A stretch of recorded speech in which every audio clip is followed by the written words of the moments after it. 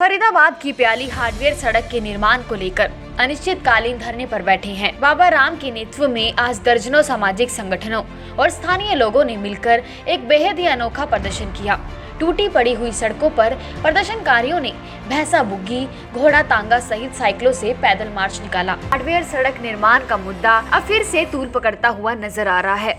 इस सड़क निर्माण के लिए अनशनकारी बाबा राम केवल अनिश्चितकालीन धरने पर बैठे हुए हैं और रोजाना नेताओं व अधिकारियों का ध्यान आकर्षित करने के लिए तरह तरह के विरोध प्रदर्शन कर रहे हैं ताकि इस खूनी सड़क का निर्माण हो सके, मगर इस और किसी भी सत्ताधारी विधायक, मंत्री और अधिकारी का कोई ध्यान नहीं है।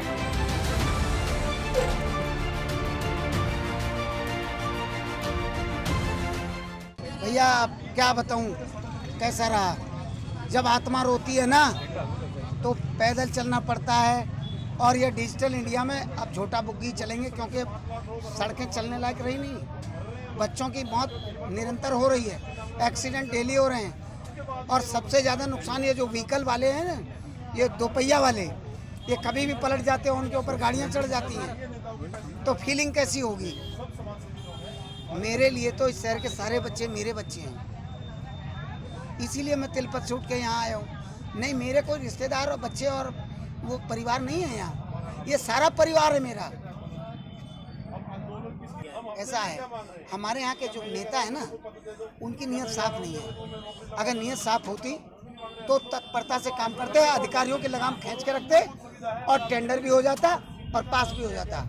लेकिन इनको हर चीज़ में स्वार्थ देखना है, ये अपने स्वार्थ के हिसाब से काम करते हैं। इनकी तत्परता ये नहीं है कि सुरक्षा चाहिए और सुविधा चाहिए, इनकी सुरक्षा सुविधा कतई भी इनकी मंशा नहीं है। ये सिर्फ अपने राजनीतिक स्वार्थ के लिए हर एंगल से देखते हैं। क्योंकि आपने अभी कुछ समय पहले भी देखा होगा, कोई भी आईटी एक्टिविस्ट बोलता है उसको अंदर कर देते हैं, कोई भी नेता बोलता है कुछ भी, अभिनेता जो कलाकार हैं उनको अंदर कर देते हैं।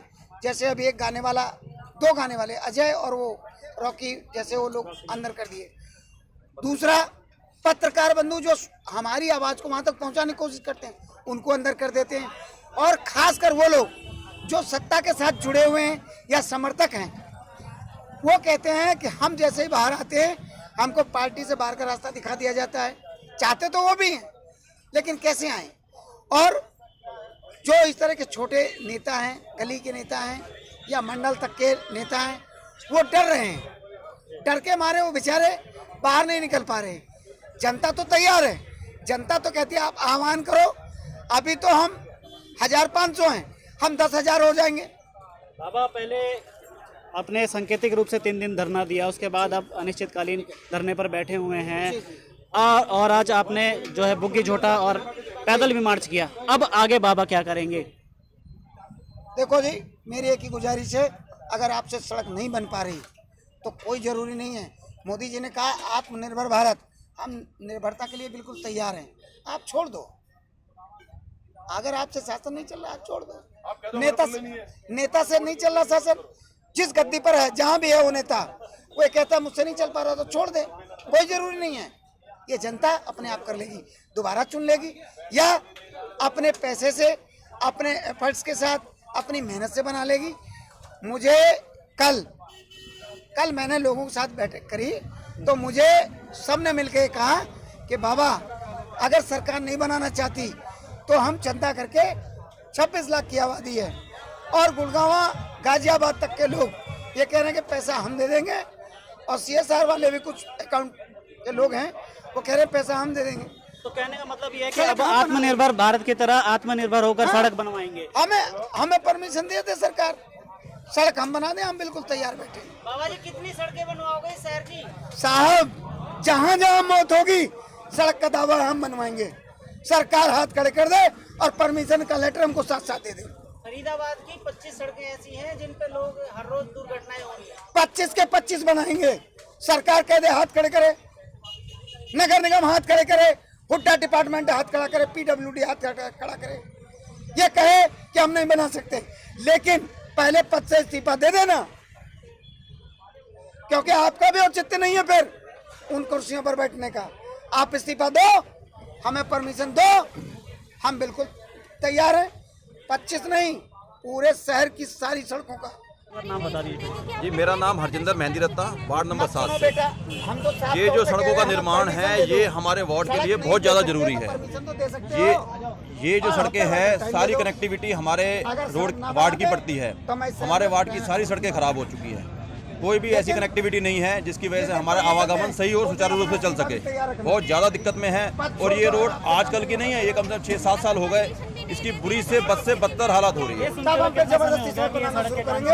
और श्रीमान जी, ये सुनते हुए तो बहुत टाइम हो गया, 2 सरकारें बदल गई, उसके बाद भी ये सड़क का जो है इनका बिल्कुल इतिहास नहीं बदला। जैसा ये चली आ रही थी वैसे चली आ रही है ये। अगर परमिशन नहीं ना देगी तो आप पक्ष से हो ना विपक्ष से हो, आप स्थानीय निवासी हो, निवासी के तौर कई पर। अवैध काम हो सर, रहा है। स्थानीय निवासी के रूप में मैं ये कहना चाहूँगा कि कौन सी ऐसी चीज़ है जो रोक रखी है इन्होंने, कौन सी ऐसी मजबूरी है जो सड़क निर्माण होने नहीं दे रही है। आप 150 करोड़ के घोटाले तो नगर निगम में हो रहे हैं, उसके बाद भी एक रोड के लिए जो 1.1 किलोमीटर की रोड के लिए आपके पास पैसा 1 रुपया भी नहीं है। तो ये तो देखो जी, एक ना बनाने की एक जिद है जो नहीं बना पा रहे हैं। अब ये बोल रहे हैं कि भाई एक ठेकेदार आया है, सिर्फ ये साजिश स्वरूप ही आया है, ये खुद ही बनाने देना नहीं चाहते, ये परेशान रखना चाहते जनता को।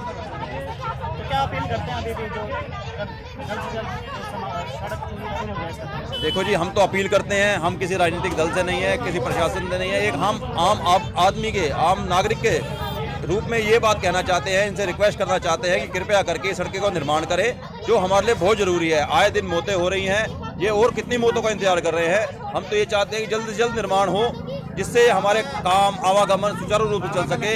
स्कूल के बच्चे भी जाते हैं, हमारे घर के अपने खुद के बंदे भी जाते हैं जॉब करने के लिए, काम करने के लिए। कल को कोई उनके साथ मिसहैपनिंग होगी, जिम्मेवार कौन होगा? ये तो कुछ नहीं बोलेंगे।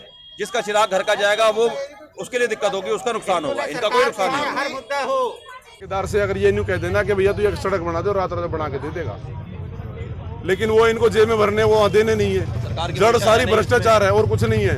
आपको सबको पता है कि 150 करोड़ रुपए का घोटाला हुआ फरीदाबाद में और 150 करोड़ रुपए दिए गए एक ठेकेदार को, जिसका आज तक कोई ये नहीं पता वाली वारिस नहीं है काम क्या है। हमने खूब आरटीआई लगा ली, बिल नहीं मिल रहे। मैं कह रहा हूँ मान लिया, एक टुप्पल लॉजिकल सवाल है, 150 करोड़ रुपए जिसके ठेकेदार के खाते में गए वो तो गए होंगे, एमसी अपना ट्रांसफर करे, बैंक से डिटेल मिल जाएंगी। आप उनसे सिर्फ यहाँ से ये पूछे, आप परचेजिंग के बिल दे दो। जिसने 150 रुपए जिसने लिए रोड बनाया, उसने बजरी भी खरीदी होगी, रेती भी खरीदी, सीमेंट भी खरीदा होगा, लोहा भी खरीदा होगा, उसको मतलब कि 150 करोड़ को बनाने में कम से कम 100 करोड़ का तो सामान खरीदा होगा, 50 करोड़ फायदा होगा। 100 करोड़ के बिल दिखा दे जीएसटी के। हमेशा बाबा के साथ संघर्ष में आप दिखाई देते हैं। आज कितना दुख हुआ जिस तरीके से सड़क पे निकले, उन्हें बुग्गी झोटा भी छोड़कर पैदल चलना पड़ा। हाँ, वो भी डगमगा रहा था, ऐसा लग रहा था बैल को भी चोट ना लग जाएंगे। और एक तो हमारे भाई गिरी गए, आपको पता होगा, अभी हत्याएं हो रही है इस रोड के ऊपर। एक रोड के लिए मतलब ये निम्न स्थिति है कि एक रोड के लिए हमें रोड पे आके बैठना पड़ेगा, इससे ज्यादा और कुछ नहीं। उसका 3 साल पहले बैठे थे। एक छोटा सा पैच है और यहाँ से कोई पाकिस्तानी या बांग्लादेशी नहीं निकल रहा, यहाँ से हमारे हिंदुस्तानी 5 लाख लोग निकलते हैं हर रोज। आप थोड़ी देर हम रुके थे, इतना जाम लग गया था यहाँ पे, उसके बाद ये हालात कब तक चलेगा?